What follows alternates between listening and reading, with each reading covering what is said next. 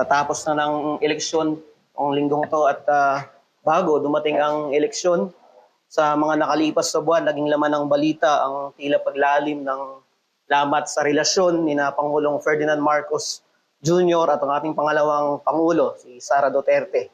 Mula sa magkatuwang na kampanya noong halalan hanggang sa kasalukuyang alitan na tila may halong politika at personal na sentimiento, nahahati ngayon ang opinyon ng mga mamamayang Pilipino. Ngunit kung ang dalawang pinakamataas sa pinuno ng bansa ay maaaring magkaroon ng ganitong ugnayan, paano pa kaya sa loob ng iglesia na kung saan mas matitinding kasalanan, pagkukulang at personal na galos ang maaring bumaklas sa relasyon ng magkakapatid sa loob ng iglesia. Sa mata ng publiko, maaring ito'y issue lamang ng politika, issue ng tiwala, pakikisama at integridad. At ito'y larawan ng isang ugnayang dating matibay, ngunit ngayoy sugatan. Ganyan din ang nangyayari sa maraming iglesia. Mga dating malapit, ngayon malamig. Mga kapatid na minsan nagbabahagi na ng pananampalataya at pagmamahalan, ngayon tila nagtitingin na lang sa malayo. At hindi politika ang ugat, kundi pagkalimot sa Ebanghelyo. Sa ganitong konteksto natin ilalapit ang mensahe natin ngayon sa Galacia. Nasa kabanatang 4 na tayo, versikulo 12 hanggang 15. Mapapansin natin dito ang pagbabago ng tono ni Apostol Pablo mula sa matalas na pananalita ng pagsaway sa mga Kristiyano sa Galacia ay mayroong pagbabago ng tono doon sa babasahin nating talata ngayong umaga. Ito sinasabi ng marami na ito ay isang emotional appeal, pakikiusap ni Apostol Pablo sa mga Kristiyano sa Galacia. Tunghayan natin yung kanyang sulat. Makipagbukas kayo sa akin sa Galatians chapter 4 verse 12 to 15. Galatians chapter 4 verse 12 to 15. Tayo po ay tumayo at basahin natin ito ng sama-sama. Galatians chapter 4 verse 12. Nakikiusap ako sa inyo mga kapatid. Gayahin ninyo ako sapagkat ako na may gaya rin ninyo noon. Wala kayong ginawang masama sa akin. Alam naman ninyong kaya ako nakapangaral ng ebanghelyo sa inyo ay dahil nagkaroon ako ng karamdaman. At kahit na ako'y naging malaking pasanin sa inyo, dahil sa aking karamdaman, hindi pa rin ninyo ako hinamak o tinanggihan. Sa halip, tinanggap ninyo ako na parang isang anghel ng Diyos at para pang ang si Kristo Jesus. Verse 15, nasa na ang kagalakang iyon ngayon? Ano na ang nangyari? Ako mismo ang makapagpapatotoo na kung maaari lang ay dukutin ninyo noon ang inyong mga mata, maibigay lang ito sa akin. Ito ang salita ng Diyos. Pwede na po tayong makaupo. Ang sulat na ito ni Apostol Pablo ay bahagi, sa Galacia ay bahagi ng isang pinakamatitinding pagtatala at pagpapaalala ng pagtalikod sa mga mananampalataya sa Galacia, pagtalikod nila sa dalisay na ebanghelyo. At dito sa kabanatang 4, partikular sa mga talatang binasa natin hanggang 15, ay makikita natin ang personal at masidihing damdamin ni Pablo para sa iglesia. Ang konteksto ng sulat ay ang pagkaligaw ng mga taga-Galacia sa pamamagitan ng mga Judaizers, mga nagtuturo na kailangang sumunod ka sa ilalim ng batas ni Moises para magkaroon ka ng kaligtasan. Dapat pansinin niyo yung verse 12. Umaapila rito si Apostol Pablo, sabi niya, I entreat you. O sa ibang salin, I beg you. Sa ibang salin, I plead. Nakikiusap siya sa mga mananampalataya sa Galacia. Isang malalim na pagpapakumbaba ito mula sa isang apostol na dating masigasig sa batas ng Judaismo, ay naging malaya sa ilalim ng ebanghelyo. At ngayon inaanyayahan niya ang mga taga-Galacia na ganun din yung gawin niya sa kanya. Sa verse 13 to 15, ibinabalik ni Pablo yung kanilang dating magandang ugnayan. Naalala niya kung paanong siya kanilang tinanggap kahit siya may sakit sa katawan o may karamdaman. Sabi ng maraming komentarista, ito ay panghihina ng katawan. Sabi naman ng iba ay problema sa mata. At aluman yon, siya ay tinanggap ng mga mananampalataya sa Galacia. At sabi doon, para pang isang anghel, parang katulad ni Kristo. At ang tekstong ito ay naglalarawan ng isang sugatang ugnayan. Hindi politika ang naging hadlang, kundi ang pagkasira ng relasyon dahil sa doktrinang mali. Ngunit hindi ito basta-basta pinuputol ni Apostol Pablo. Sa halip, sinabi niya, you did not scorn me. You received me as Christ Jesus. Nangyari ito sa ganitong Nangyari ito sa ganitong pag-ibig. Anong nangyari sa ganitong klase ng pag-ibig? At makikita natin ang iglesia ay hindi perpekto. Ngunit kung ang ebanghelyo ay nawala sa sentro, ang mga ugnayan ay mabilis na guguho sa magkakapatid sa loob ng iglesia. At sa ganitong liwanag natin titingnan ang mensahe ng ating pangangaral. Churches today suffer brokenness not because of persecution inside, but because of the gospel neglect within. So kung hindi tayo babalik sa ebanghelyo ay magiging gaya tayo ng mga taga-Galasya. Kayo na dating malapit o tayo na dating malapit, kayo na dati nagtutulungan, ngayon malamig at tahimik.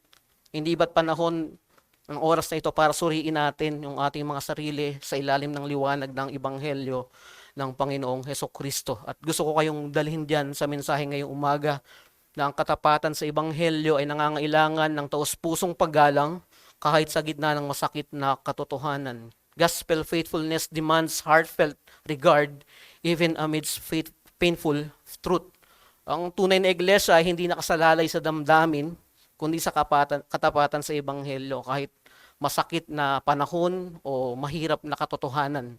Hindi natin sinasabing walang puwang ang pakiramdam, ngunit hindi yan ang pangunahin pagdating sa usapin ng ebanghelyo. At sa kasaysayan ng iglesia, maraming pagkakahati ang nangyari, hindi dahil sa labas nagmula, kundi dahil sa pag-iwan ng maraming mananampalataya sa ebanghelyo. At ganito rin yung parehong panganib na hinaharap ng maraming iglesia sa panahon natin sa ngayon. Dito sa ating iglesia, ang hindi pagkakaunawaan, ang lumalamig na pakikisama ay madalas bunga ng unti-unting pagkalimot sa sentralidad ng ebanghelyo. At gusto nating linawin na hindi ito usapin ng personal preference, ito'y usapin ng pagiging totoo sa ating pagkatawag sa Panginoong Hesukristo, sa kanyang doktrina at sa kanyang katawan ang kanyang iglesia. So tingnan natin yung dalawang katotohanan makikita natin sa ating teksto na dapat nating tanggapin bilang paalala ng Diyos sa atin bilang isang iglesia. Una ay coldness grows through gospel neglect. Yan yung una. At pangalawa ay commit to the gospel faithful demand. Coldness grows through gospel neglect. Ang paglamig ay lumalalim kapag pinababayaan ang ebanghelyo. Yun yung unang titingnan natin ngayon. At ang pagpapabaya sa ebanghelyo ay nagdudulot o nagbibigay ito ng resulta ng distansya, kawalang tiwala, at sa loob ng iglesia ay pagkakanya-kanya o pagkakabaha-bahagi. Sa verse 12, binanggit ni Pablo, "You did me no wrong." Sabi niya doon, ngunit sa likod dito naroroon ang bigat ng loob ni Apostol Pablo sapagkat mayroong pagbabago. May pagbabagong nangyari. Ang dating bukas na puso ng mga taga-Galasya ay tila nagsara na. Pinapaalalahan lang sila ni Pablo ang kanilang dating pagtanggap sa kanya. Kahit siya may karamdaman, may malubhang karamdaman, hindi siya nakaramdam ng anumang pang-alipusta. Tinanggap siya na parang si Kristo mismo. Ayon dun sa talatang binasa natin. Ngunit ano ang nangyari? Ang kanilang pagmamahal kay Apostol Pablo na may daladala ng tamang ebanghelyo ay lumamig. At ang ugat ng lahat ng ito ay ang pagtalikod nila sa tunay na aral ng ebanghelyo. Sa tunay na mensahe ng ebanghelyo ng Panginoong Hesukristo. Hindi nila basta tinalikuran si Pablo bilang tao, nakalimutan nila ang katotohanan na kanyang ipinapangaral. And this happens in churches when gospel truth is replaced with preference, personalities, and pride. At ganyan ang nangyayari sa maraming mga iglesia. Kung kapag ang ebanghelyo ay hindi na sentro, nagiging madali ang paglayo sa mga kapatid, pagdududa sa mga intensyon, at pagtatayo ng sariling kampo o ng kanya-kanyang mga grupo. Hindi ito maliit na problema. Ito ay kanser ng kalamigan na lumalaganap sa buong katawan ng iglesia ng Panginoong Hesukristo. Kaya when Christ's work forgotten gospel, love disappears and churches break in fellowship. Kapag nakalimutan natin ang gawa ni Kristo, ang pag-ibig sa ebanghelyo ay nawawala at ang iglesia ay nagkakawatak-watak. Ang iglesia ay nagkakanya-kanya. Ang ebanghelyo ni Kristo ang nagbubuklod sa atin. Alam natin yan, pinag-isa tayo, hindi sa ibang tinig ni numan, hindi sa mensahe ni numan, kundi ng ebanghelyo at mensahe pa rin ng ebanghelyo ng Panginoong Hesukristo. Kaya kapag ito'y pinabayaan, ang ugnayan sa loob ng iglesia ay unti-unting masisira. Hindi sapat yung aktibidad o kaalaman lamang sa doktrina. Kung ang puso ay hindi nanaantig sa biyaya ni Kristo, tayo ay magiging malamig at laging mapag-isa. Alam nyo, ang lumalamig ay hindi palaging umaalis. Minsan ay nakaupo, pero patay na ang damdaming pang-iglesia. Maaring nandyan ka, maaring nakikinig ka, pero patay na ang damdamin mong pang-iglesia. Magsisimula ito sa maliit, isang tampo, isang hindi pinansin, isang pagkakasala na hindi pinag-usapan. At kapag hindi binalikan ng ebanghelyo, ito'y magiging pader ng paghihiwalay, pagkakanya-kanya. Alam nyo, maraming aplikasyon ito sa atin. Pag tiningnan nating mabuti, ang iglesia ay binubuo ng mga taong may sugat, may kahinaan. Ngunit ang ebanghelyo ang nagpapagaling at nag-uugnay sa atin. At kung tayo hindi magbabantay, madali tayong lalamig sa isa't isa. Tanungin mo yung sarili mo ngayon, ilang beses mo na bang iniwasan ng isang kapatid sa pananampalataya? Ilang beses mo na bang ipinagpaliban ang pag-uusap para ayusin ang tampuhan? Ito ba'y dahil sa ebanghelyo o dahil sa sarili mong karapatan? Ang panawagan sa atin ng Diyos ay bumalik tayo sa kanyang biyaya. At ganyan ang ginagawa ni Apostol Pablo. Ibinabalik ang mga taga-Galasya sa ebanghelyo. Ibinabalik sa biyaya. Huwag hayaang lumamig ang marami sa atin. Huwag nating hayaan ang kalamigan ay manirahan sa ating mga puso. Alalahanin mo yung unang araw mo sa pananampalataya. Gaano mo kamahal ang iglesia noon? Ibalik mo ito sa pamamagitan ng pagbabalik sa ebanghelyo. Hindi mo ito kakayanin kung hindi ka babalik sa ebanghelyo. Kung hindi mo unang titingnan ang sentralidad ng mensahe ng ebanghelyo. At yan ay hamon sa iyo at sa akin. Magkaroon tayo ng pagsisisi sa pagpapabaya sa ebanghelyo bago tayo tuluyang lamunin ng spiritual na lamig at pagkakahiwalay sa katawan ni Kristo. Repent of gospel neglect before it leads you to spiritual coldness and disunity. Hindi ito simpleng personal na issue. Kapag hindi mo sineryoso ang ebanghelyo, naapektuhan nito ang buong katawan ni Kristo. Ang kalamigan mo ay may epekto sa iba. Sa pag-awit, sa panalangin, sa pangangaral, sa pakikipag-usap. Tandaan natin ang malamig na puso ay hindi nagdadala ng init kundi lamig din sa iba. Ang tanong siguro, saan ka dapat magsimula? Magsimula ka sa pagsisisi. Lumapit ka sa Diyos, lumapit ka sa ebanghelyo. Ibalik mo yung puso mo sa kanyang biyaya. Huwag kang manatili sa estado ng pagiging malamig.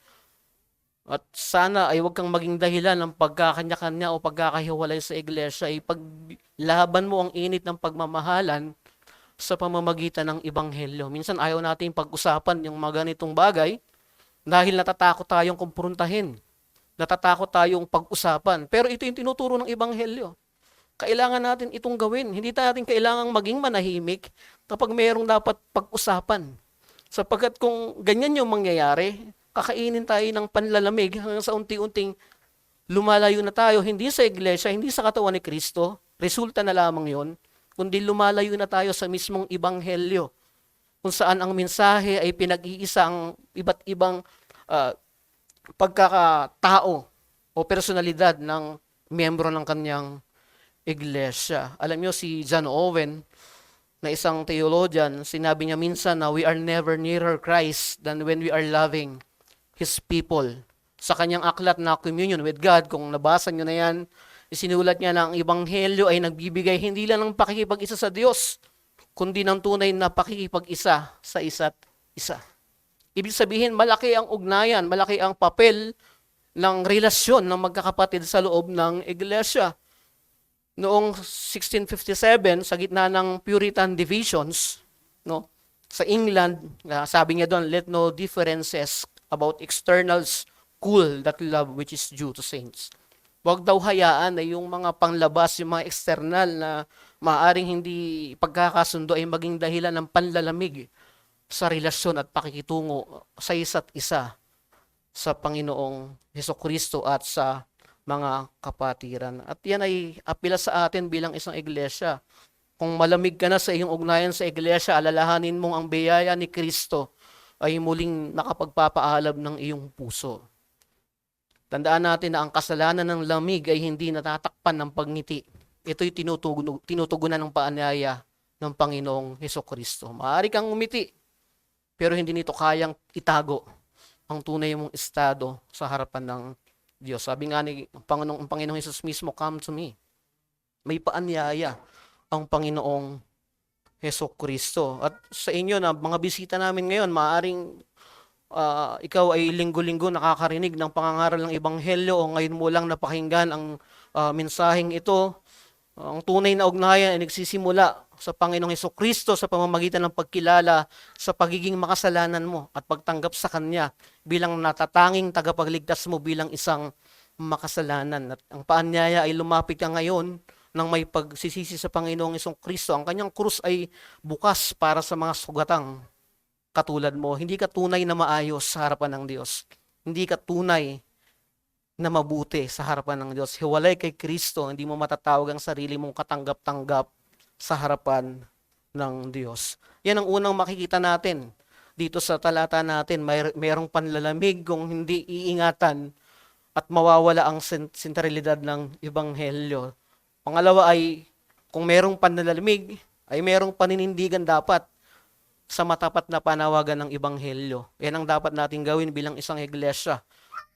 Commit to the gospel, faithful demand. Meron tayong paninindigan sa matapat na panawagan ng Ebanghelyo. Alam nyo, ang pag-ibig ng Ebanghelyo ay nangangailangan ng pagpapatuloy sa doktrinang ito o sa aral na ito. Ito yung tinitindigan ni Apostol Pablo. Justification by faith alone, in Christ alone.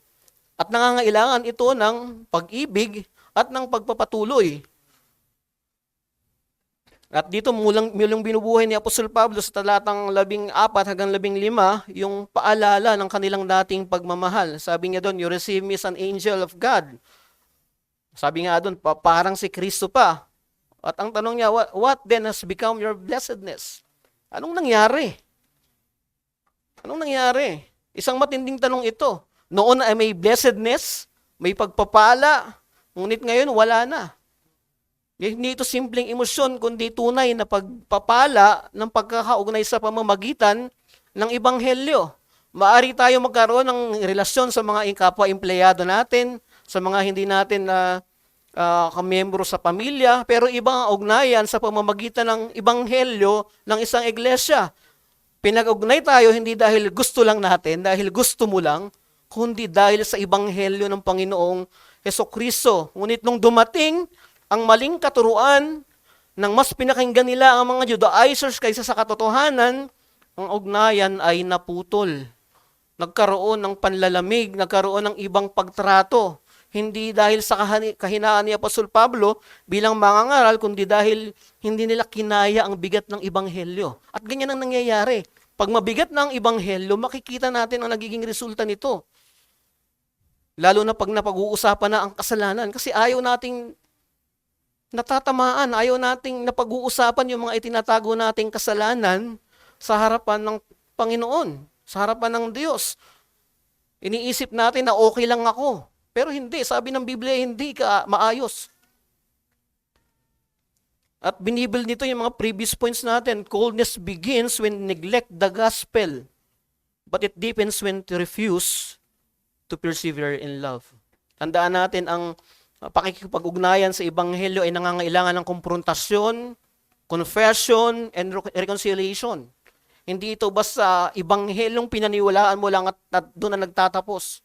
Oo, totoo yun, pinapaniwalaan natin ang Ebanghelyo, pero may mga kasama pa ito na nag-uugnay sa iyo bilang isang membro ng iglesia. At kung si Apostol Pablo, nung una siya ay iniibig ng mainit na mga taga-Galacia, ngunit ngayon ay kini-question na, ang tugon ni Apostol Pablo ay hindi sila i-abandona. Instead, pinagpatuloy niya ang kanyang labor in love sa kanila. Because that is what gospel ministers and gospel members do. Dito natin makikita ang pangalawang punto natin. True gospel love perseveres even when others fail and when feelings grow weak. Ang tunay na pag-ibig ng Ebanghelyo ay nananatili kahit ang iba ay bumibitaw na at ang damdamin ay nanlalamig. Ang katapatan sa Ebanghelyo ay nangangailangan ng pananatili. Pananatili. Hindi ito nararamdaman lamang kapag masaya o madali, kundi dapat maging totoo ito kahit masakit o mahirap. Madalas nagiging maayos lang ang pakikisama natin sa Ebanghelyo kapag masaya. Kapag okay ang lahat. Pero pag may komprontasyon, may mga kasalanan, may mga hindi natutuguan ng pangangailangan, lumalamig ang ating ugnayan. Hindi lang sa isa't isa, kundi sa kabuuan ng kapatiran sa iglesia. Ang tunay na pag-ibig sa iglesia ay nasusubok kapag nasasaktan ka pero hindi ka umaalis. Kapag may lamat pero nananatili ka sa katotohanan. Pero hindi ito pagkukunwari, ito ay bunga ng tunay na pananampalataya sa Ebanghelyo. At ang iglesia ay katawan ni Kristo at ang bawat bahagi ng ay tinatawag na manatili, hindi lamang kapag komportable, hindi lamang kapag masaya, hindi lamang kapag okay ang lahat, kundi maging sa panahon na mahirap, sa panahon na masakit, sa panahon na mayroong hindi pagkakaunawaan, kailangan natin ng Ebanghelyo. Ayan ang kailangan natin pagpapatuloy sa pag-ibig. Kahit merong hindi na natin naiintindihan, nagpapatuloy tayo dahil sa pag-ibig sa Ebanghelyo. Kung ang ugnayan ay nasusukat lang sa damdamin, hindi ito Ebanghelyong ugnayan. Ngunit kung ito'y inuugat sa katotohanan, kaya nitong tiisin ang sakit, ang hindi pagkakaunawaan, at maging ang kahinaan ng isa't isa. Kaya nitong tiisin dahil sa Ebanghelyo. Dahil sa Ebanghelyong nag-uugnay sa atin. Tandaan natin na ang pananatili sa iglesia ay at sa kapatiran ay hindi bunga ng pagiging compatible, kundi ng katapatan sa Ebanghelyo. Kapag nauunawaan natin ang sakripisyo ni Kristo, nauunawaan din natin kung bakit dapat tayong manatili sa isa't isa kahit mahirap. Dito nasusukat, dito na tinatasa yung ating mga pangunawa. Dito tayo pinapalago sa mga panahon na hindi natin maintindihan yung isa't isa. Dito tayo hinuhubog bilang isang iglesia.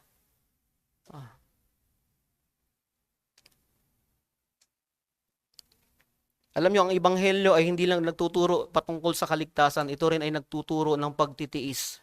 Si Pablo ay may karamdaman, ngunit tinanggap siya ng mga taga-Galacia noon. Ngayon naman si Pablo nasasaktan sa nangyayari, ngunit nandun pa rin siya. Nananatili pa rin siya. Inihimok sila. Ganyan ang Ebanghelyong pag-ibig. Hindi madali, pero totoo. At kung tayo titigil magmahal kapag masakit na, baka hindi Ebanghelyo yung ating sandigan. Kung tayo lumalayo kapag hindi tayo napapasaya, baka hindi biyaya ni Kristo ang batayan ng ating relasyon. At isa itong aplikasyon sa atin. Ang iglesia ay lugar ng pagsasama-sama ng mga taong may kanya-kanyang dalang sugat at kahinaan, at maging pagkukulang. Kasi hindi naman perpekto ang mga taong ikinabit ni Kristo sa isang iglesia. Lahat yan ay may kahinaan. Ngunit dapat ito'y Ebanghelyong ugnayan. Tandaan natin na ang ating pananatili, pagtanggap at pagtitiis sa isa't isa ay bunga ng ating pakikipag-isa mismo sa ating Panginoong Jesucristo. Kaya importante dito ang malinaw na pakikipag-ugnayan mong personal kay Jesus. May malinaw itong diwa sa iyo patungkol sa personal na ugnayan mo kay Jesus. Sapagkat magiging malabo ang lahat kung malabo ang ugnayan mo kay Kristo. Hindi maayos, hindi malinaw sa iyo kung bakit ka nakaupo diyan at nakikinig. Hindi malinaw sa iyo bakit kailangan mo sa Jesus. Minsan may mga kapatid tayo na hindi natin ka-wavelength. Mga kapatid na paulit-ulit sa pagkakamali, may mga di pagkakaunawaan. Ang tanong sa iyo, anong gagawin mo? Lalayo ka ba? Magrireklamo ka ba sa iba? Mananatiling tahimik ka na lang ba? O lalapit ka sa Diyos? Hihingi ka ng biyaya at lalapit sa kapatid. Ng iglesia ay hindi laruan, hindi ito katulad ng mga Facebook group na pag ayaw mo na, maglilive ka. Hindi ganun ang iglesia. Ito ay katawan ni Kristo at kapag pinutol mo ang ugnayan, hindi lamang sila nasasaktan, ikaw din. Dahil ang layunin ng Diyos ay hubugin ka sa gitna ng mga kapatid mo, hindi sa labas nila. Kaya wag mong isipin na huhubugin ka ng Diyos labas sa kanyang iglesia. Ang iglesia ay itinatag ng Diyos, kapamaraanan ng Diyos para doon ka hubugin. Doon ka pabanalin. Hindi sa ibang kapamaraanan. Hindi ibinigay sa ibang institusyon ang paghubog ng Diyos sa iyo para pabanalin ka. Hindi sa mga social groups. Hindi sa anong mga grupo na may concern sa mga alalahanin mo. Kundi sa iglesia, kung saan namatay si Kristo para doon tubusin yung mga makasalanan na yun at ibinilang ka doon. Doon ka kailangan. Doon mo linangin ang iyong Kristiyanong pananampalataya. Sa verse 15, nagtanong si Apostol Pablo, what then has become of your blessedness? Anong nangyari? Sabi ni Apostol Pablo, pwede rin natin itong itanong sa mga sarili natin. Nasaan na yung dating init? Yung dating malasakit? Dating pananabik sa pagsama-sama? Maaaring nanlamig na dahil nagkaroon ng sakit o nasaktan na. Ngunit huwag nating hayaang sakit ang magdikta ng ating pananatili. Huwag yung nararamdaman natin ang magdikta upang manatili tayo. Ang dapat magdikta ay ang tapat na mensahe ng Ebanghelyo ng Panginoong Hesukristo. At yan ay hamon sa atin bilang mga mananampalataya, bilang isang iglesia. Tiisin mo ang bawat ugnayan sa iglesia alang-alang kay Kristo, hindi alang-alang sa sarili mong kaginhawaan.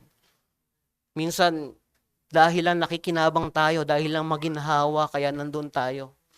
Pero pag hindi na maayos, pag hindi na maganda, pag hindi na mabuti, humihiwalay na tayo.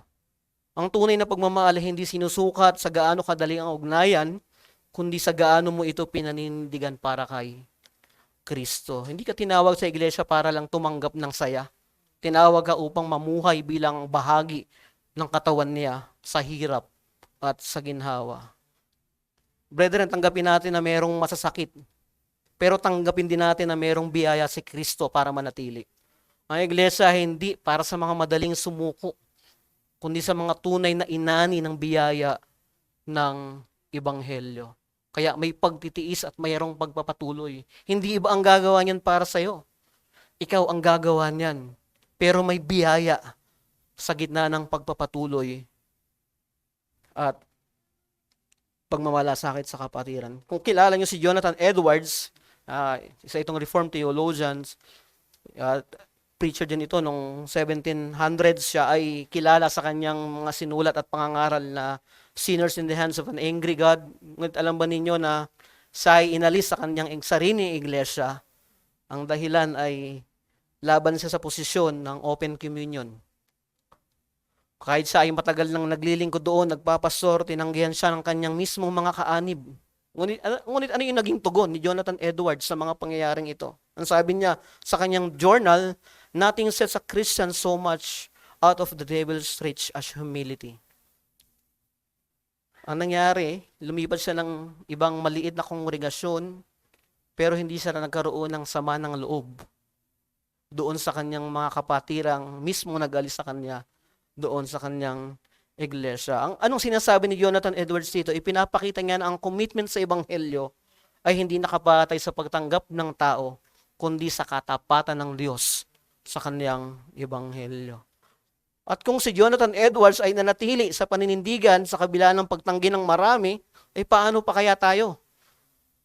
Ang tunay na pag-ibig ay hindi umaatras sa sugat. Ito'y nagpapagaling dahil ito'y nakaugat sa krus ni Kristo. Kaya ngayon, kung may dinaramdam ka sa iyong ugnayan sa mga kapatid, ang apil ako sa iyo ay huwag kang manatiling tahimik sa iyong nararamdaman. Lumapit ka kay Kristo. Ang biyaya ni Kristo ay higit pa sa sakit. Siya rin ay nasaktan. Si Jesus ay nasaktan. Siya rin ay tinanggihan. Si Jesus din ay nilipastangan. Pero hindi siya bumitaw sa kanyang iglesia. At ganyan din ang panawagan sa iyo at sa akin. Manatili tayo sa kanyang iglesia. At dito sa pagtatapos natin, nakita natin ang larawan ng isang dating mainit at masiglang ugnayan, pero ngayon naglaho na, nagkaroon na ng panlalamig. Hindi ito simpleng problema. Ito'y resulta ng pagkalimot sa Ebanghelyong kanilang unang pinaniwalaan at niyakap na may sigasig at init. Ngunit sa parehong talata, makikita natin ang panawagan ni Pablo, become as I am. Isang panawagan na bumalik sa biyaya, sa katotohanan, at sa pag-ibig ng Ebanghelyo. Isa ito sa pinakamasakit na makita ng mga ngaral ng Diyos, mga lingkod ng Diyos, kapag ang isang mananampalataya ay humiwalay na sa totoong mensahe ng Ebanghelyo. Hindi dahil nalulungkot, nasasaktan ng mga mangangaral, dahil nawala sila, Maaaring may ibang dahilan, pero mas masakit kung nahihiwalay ang isang Kristiyano kapag meron silang tinanggap na ibang ebanghelyo, maliban sa ebanghelyong galing sa Panginoong Hesukristo at sa mga itinuturo ng apostol. Blessed be the tie that binds our hearts in Christian love. The fellowship of kindred minds is like to that above. Ito yung awitin ni John Fawcett na dapat ay lilipat sa isang mas malaking iglesia, ngunit piniling manatili sa kanyang maliit na kawan dahil meron siyang tunay na malasakit. May ugnayang hindi mabibili kundi bunga ng ebanghelyo.